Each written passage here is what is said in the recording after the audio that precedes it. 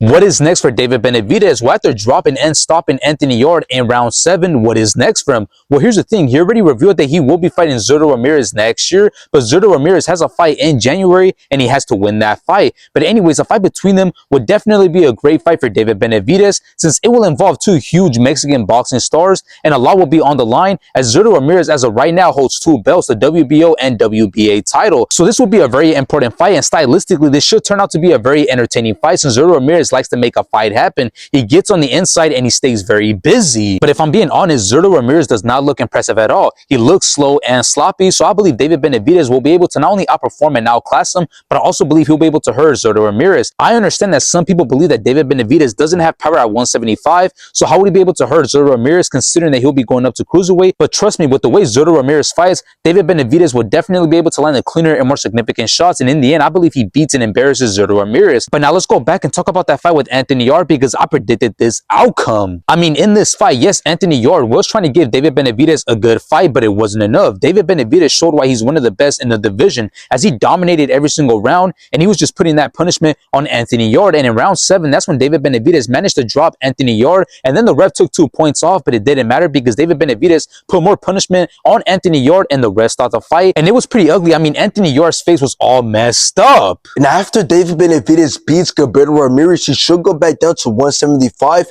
and fight Dimitri Bivol, in which I got Dimitri Bivol winning this fight. But it's going to be a great fight since both have a lot of speed and power, but Dimitri Bivol has way more skill and his footwork is way better. I can see Dimitri Bivol landing some nasty combinations, completely all landing David Benavidez and taking it by decision.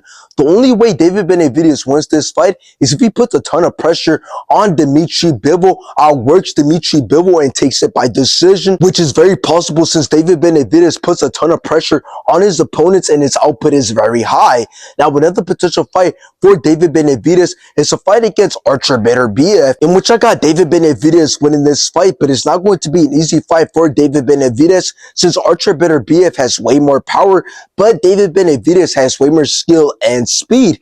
I can see David Benavidez landing some great shots, outworking Artur Beterbiev and taking it by decision. But a way Artur Beterbiev can win this fight is if he stays on the front foot, puts a ton of punishment on David Benavidez, and stops David Benavidez, which is very possible since Artur Beterbiev has a ton of power.